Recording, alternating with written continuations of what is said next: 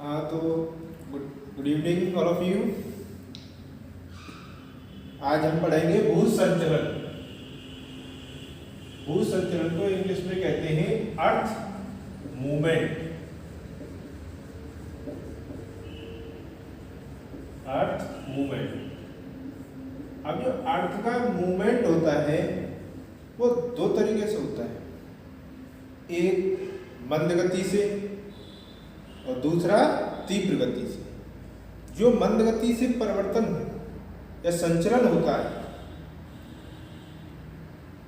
वो दीर्घकालिक होता है, और जो तीव्र गति से होता है वो तुरंत कुछ नया परिवर्तन कर देता है, जैसे भूकंप, सुनामी, ज्वालामुखी, ये आकस्मिक संचलन है। वहीं अगर मंद गति से होने वाले संचलनों को देखें तो इसमें समुद्र तल का ऊपर उठना, मृदा का निर्माण आदि क्रियाएं ऐसी हैं जो मंद गति से होने वाली क्रियाएं हैं। और अर्थ मूवमेंट में अब हम देखेंगे कि जो अर्थ का मूवमेंट होता है उसमें दो प्रकार के बल काम करते हैं, एक अंतर्जात बल और दूसरा होता है बहिर्जात बल। जो अंतर्जात बल होते हैं वो पृथ्वी की आंतरिक सतह से लगते हैं, और जो बहिर्जात बल होते हैं वो पृथ्वी पर विद्यमान बाह्य कारकों के प्रभाव से लगते हैं। अब अंतर्जात संचलनों में दो प्रकार के संचलन हो जाते हैं। ये अंतर्जात बल या अंतर्जात संचलन एक ही बात है। जो अंतर्जात बल है एक होता है दीर्घकालिक, जिसे हम पटल विरूपणी संचलन भी कहते हैं।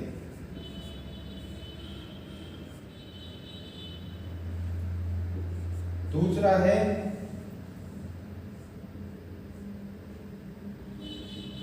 आकस्मिक संचलन।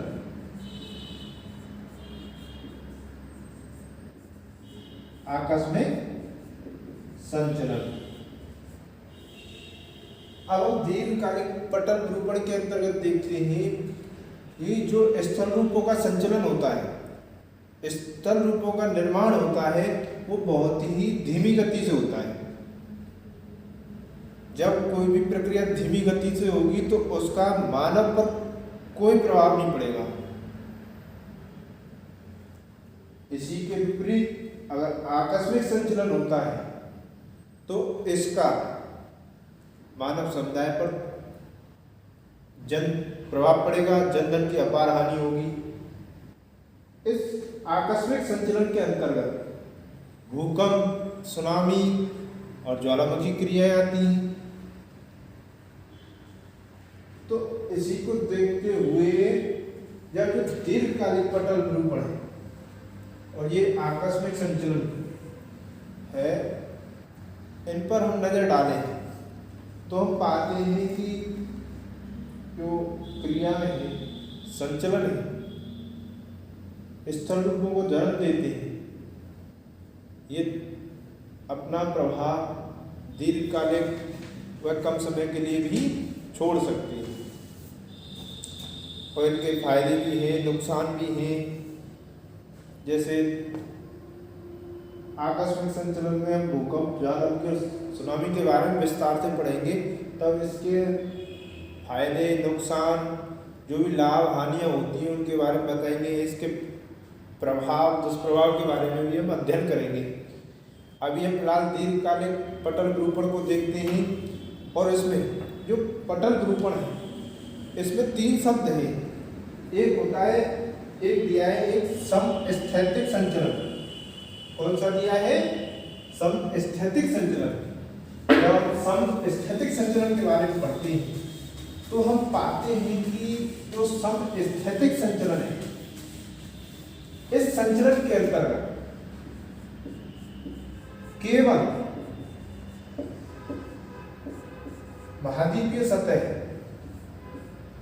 पर संचलन होता है, यानी जो भूमि का क्षेत्र है उसी पर संचलन होता है। स्थल रूप संतुलन की स्थिति को प्राप्त करते हैं वो समस्थैतिक संचलन के वजह से ही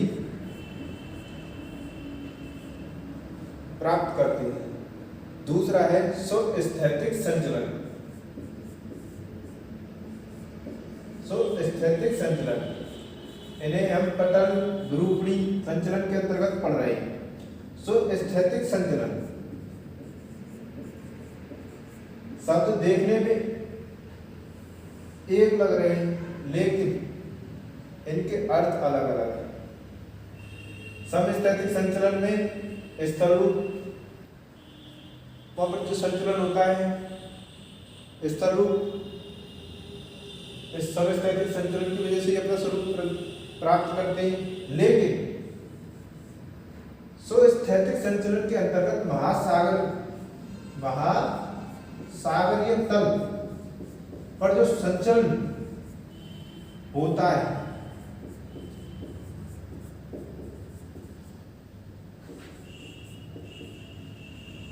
महासागरीय सतह पर जो संचलन होता है उसमें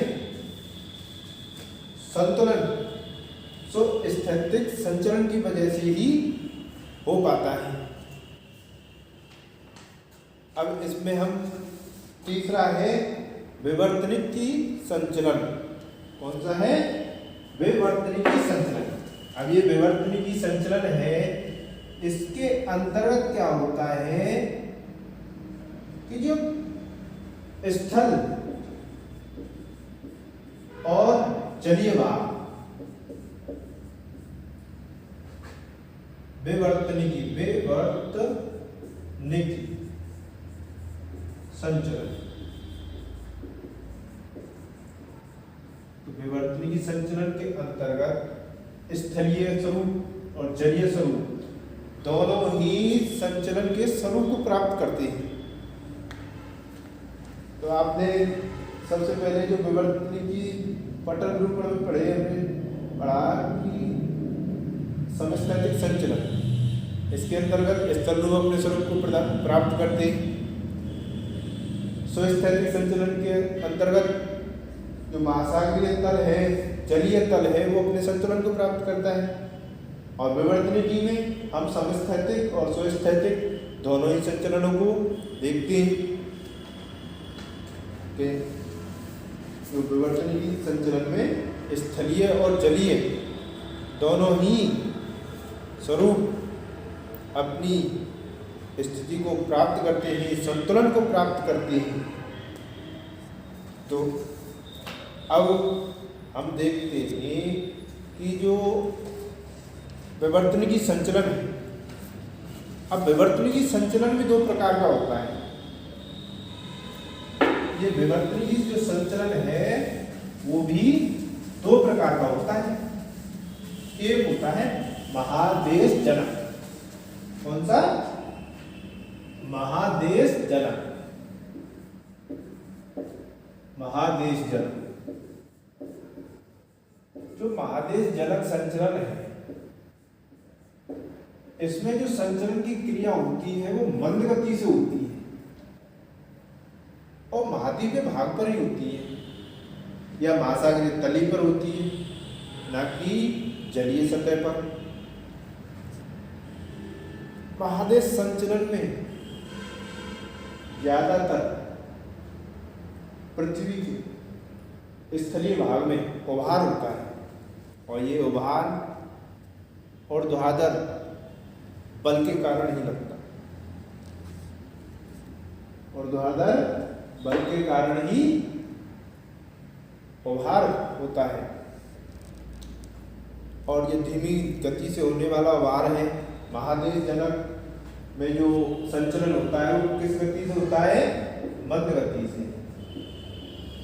मंद गति से जैसे मंद गति से हम मान लें जो भी हमारे महाद्वीप महासागर बने हैं ये भी मंद गति से ही हुए बने हैं, ना कि एक साथ। अगर एक साथ बन जाते तो जो हमारे आज महाद्वीप हैं उनकी संख्या हजारों में हो सकती थी। अब हम देखते हैं कि जो विवर्तन की संचलन है, एक तो हो गया महादेश, इसी का भाग महादेश जनक संचलन, और दूसरा है क्या, पर्वत निर्माणकारी संचलन। कौन सा है, पर्वत निर्माणकारी। जैसा कि नाम से ही लग रहा है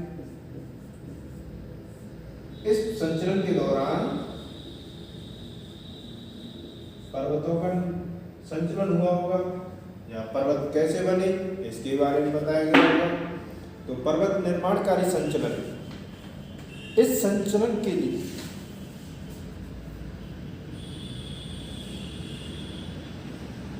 विवर्तन की संचलन के अंतर्गत जब हम परिवर्तन निर्माणकारी संचलन पढ़ रहे हैं तो इसमें हम देखेंगे कि जो विवर्तन की संचलन के अंतर्गत क्षैतिज दिशा में उत्पन्न बल होने के कारण, विवर्तन की संचलन के अंतर्गत क्षैतिज दिशा में उत्पन्न बल के कारण होने वाले संचलन को पर्वत निर्माणकारी संचलन कहते हैं। क्षैतिज दिशा में संचलन कैसे होगा, मान ले ये कोई सतह है और ऐसे गर्त बना हुआ है, अब पर्वत का निर्माण हुआ तो ये संचलन जो बल लग रहा है, क्षैतिज बल लग रहा है, क्षैतिज बल ऐसे लगते हैं, ऐसे और ऊर्ध्वाधर बल किसी भी सतह पर ऐसे लगेंगे, ये ऊपर धक्के देंगे, तो ये है ऊर्ध्वाधर बल। जब पर्वत निर्माणकारी संचलन में जो बल लगता है वो कैसा लगता है, क्षैतिज बल। अब क्षैतिज दिशा में जो, अब इसमें भी दो बल लगते हैं, इनकी फॉर्मेशन अलग अलग है। जैसे एक होता है संपीड़न बल, एक होता है तनाव मूलक बल। क्या होता है, संपीड़न बल, एक तनाव मूलक बल। जो संपीड़क बल है, कौन सा बल है, संपीड़क बल, संपीड़क बल। और दूसरा कौन सा बताया था हमने, तनाव मूलक बल, तनाव मूलक बल। जो संपीड़क बल है इसके अंतर्गत भी बलन के कई प्रकार हैं, बलन के कई प्रकार, बलन के कई प्रकार हैं। अब हम बलन को पढ़ेंगे। बलन होता क्या है, जैसा कि आप जानते हैं कि बलन, किसी चीज में बल देना बलन कहलाता है। बल में ताकत लगाना, बल।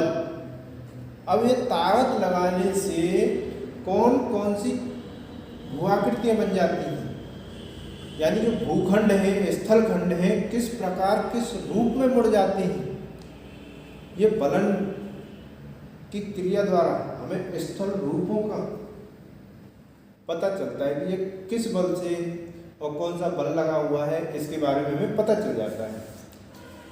अब जैसे हम संपीड़न बल को समझ लेते हैं थोड़ा, जो बल लग रहा है, संपीड़न बल,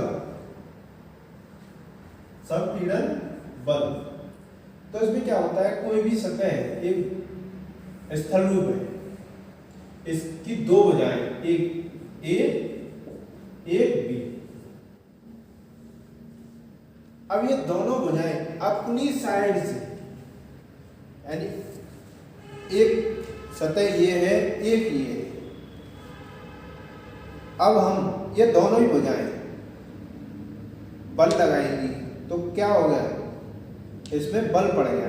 आपने देखा क्या हो गया, इसमें बल पड़ गया। अब यही फलन के विभिन्न रूपों को दिखाएंगे। जैसे एक बल है सममित बल। कौन सा बल है? सममित बल। जैसा कि सममित होता है समान, मित का मतलब होता है लपातला। जब सममित बलन लगेगा तो स्थल रूप की जो भुजाएं होंगी वो समान होंगी। कैसी होंगी? समान रूप से झुकी हुई होंगी, ना किसी की साइड में ज्यादा होगा ना किसी में कम। तो इसमें जो बल लगता है उसमें भुजाएं, स्थल रूप की जो भुजाएं होती है उसका ढाल बराबर होता है। यानी 60 डिग्री का झुकाव है तो दूसरी भुजा का भी 60 डिग्री पर ही झुकाव होगा। अब दूसरा, इसे इंग्लिश में सिमेट्रिक फोल्ड भी कहते हैं। Symmetric fold. एक है असममित बल, जैसा कि नाम से पता चल रहा है, असममित बल। तो असममित बलन में जो बल लगेगा उससे जो आकृति बनेगी उसकी दोनों भुजाएं का जो झुकाव होगा, ढाल होगा, वो अलग अलग होगा। मान लो ये ऐसे गई, ये ऐसे चली गई है। अब इनका हम जो ढाल देख रहे हैं, झुकाव देख रहे हैं, वो अलग अलग है। कैसा है? अलग अलग। तो हम इसे एसिमेट्रिकल फोल्ड कहेंगे, यानी असममित फलन। अब दूसरा आता है एकनत फलन। आगे हम पढ़ रहे हैं एकनत फलन। जो एकनत फलन होता है इसमें एक भुजा जो होती है वो 90 डिग्री का एंगल बनाती है। दूसरी भुजा किसी भी पोजीशन में झुकी हुई होगी, 60 डिग्री का कोण बना रही होगी या 45 का बना रही होगी, लेकिन जो एक भुजा होगी एक वो कैसा कोण बनाएगी? 90 डिग्री। 90 डिग्री का बनाएगी। याद रखना, एक नत फलन। नत में होता है झुकाव, यानी एक तरफ झुकाव होगा, दूसरी साइड नहीं। अगर हम इस दीवार से यहाँ ब्लैक व्हाइट बोर्ड से अगर हम ये 90 डिग्री का है, इधर की साइड कैसा भी झुकाव दे दें, लेकिन ये 90 डिग्री का रहेगा। ये हो गया एक नत फलन। फिर दूसरा इस आगे हम पढ़ रहे हैं समनत फलन। जैसा कि हमें देखने में आ रहा है, जो समनत फलन है उसमें झुकाव कैसा होगा? वो समान रूप से होगा। यानी जो भुजाएं होंगी, किसी भी पर्वत की जो भुजाएं होंगी वो एक साथ झुकी होंगी और एक ही एंगल पे झुकी हुई होंगी। देखो ये एक ही एंगल पे झुकी हुई है, झुकी हुई है कि नहीं? तो इसमें जो भुजाएं हैं समनत फलन में वो एक ही एंगल पे झुकी हुई होती है। दूसरा है जो आगे आ रहे हैं, तो इसमें आप देखें कि परिवलन होता है।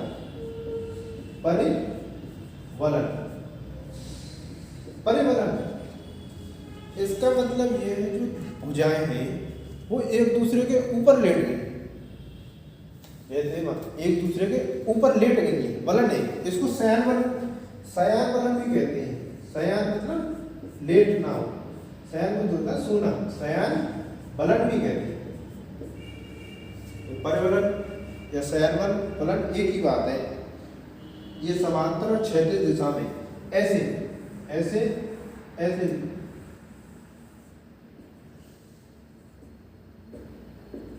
ऐसे लेट जाती है। जो भूआकृतियां होती हैं वो परिवलन में एक दूसरे के ऊपर लेट जाती हैं और समनत वलन में एक एंगल पे झुकती है, ना कि एक दूसरे के ऊपर। एक नत में क्या होता है? एक भुजा 90 डिग्री के एंगल पे खड़ी होगी, दूसरी किसी भी एंगल पे होगी, यानी एक ही साइड झुकाव होगा, दूसरी साइड झुकाव नहीं होगा, दूसरी साइड में खड़ा होगा। तो अब होता है प्रतिबलन। ये बलन के अलग अलग प्रकार बता रहा हूं। एक होता है प्रतिबलन। प्रतिबलन में क्या होता है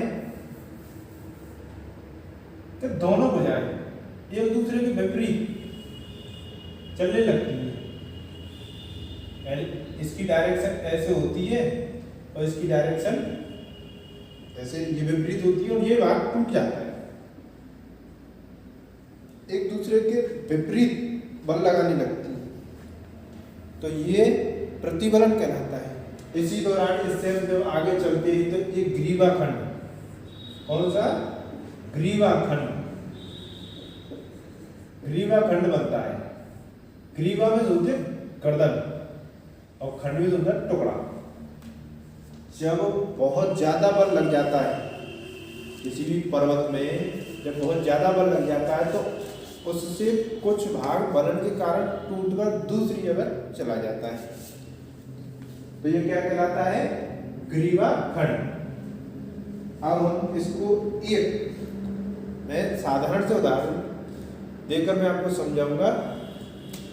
अब जैसे अपने पास समनत बलन है, तो समनत बलन को जब हम पढ़ रहे हैं तो हमें एक दैनिक जीवन से उदाहरण लेना चाहिए। सममित होता है समान मित, सममित यानी दोनों में क्या है, समानता है ताकत की, बल की। मान लो दो समान ताकत के लोग हैं, दो पहलवान लड़ रहे हैं, पहलवान तो उनमें बराबर की दम है। जब वो लड़े अपना बल लगा रहे हैं, दोनों भुजाओं से बल लगा रहे हैं, तो ये समनत बराबर झुकाव होंगे, माने कोई भी किसी को गिरा नहीं पाएगा। जब किसी काफी टाइम के बाद जब दूसरा बल लगाएगा तो किसी एक में झुकाव आएगा, तो इनकी दोनों ये असममित हो गए। अब है कैसे हो गए, असममित।